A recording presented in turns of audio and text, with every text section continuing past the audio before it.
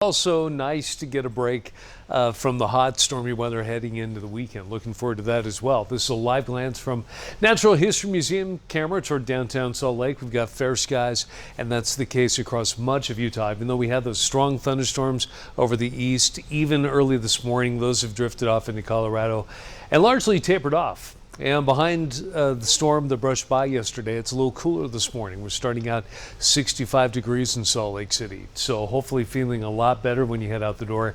But Elko and Ely, you'll need a jacket. It's in the upper 40s, low 60s in Moab, starting out in the upper 80s in St. George. So still pretty hot in the south.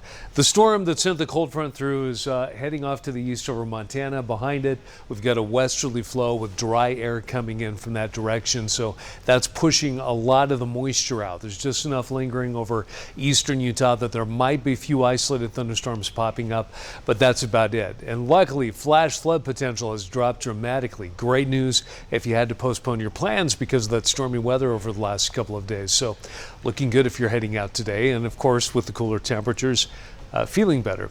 Now, it might not be described that way this afternoon. It's not going to be as hot as earlier this week, but we will climb into the upper 80s in Salt Lake City. So it's still going to be warm, but that'll be hovering pretty close to average for this time of year. In general, mostly sunny across the majority of the state, partly cloudy in the east with those isolated thunderstorms mainly over the mountains. You'll peak at 96 in Moab, same thing in Milford, and make it all the way up to 104 in St. George. And more of the same, even a little bit hotter this weekend.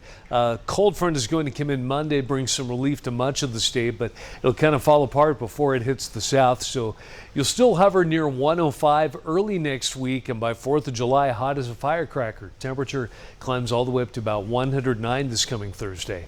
And in Salt Lake City, it's going to warm up this weekend. Sunny and hot in the upper 90s. A dry cold front moves in Monday, will drop back down near 90 and pretty close to that all the way through the 4th of July.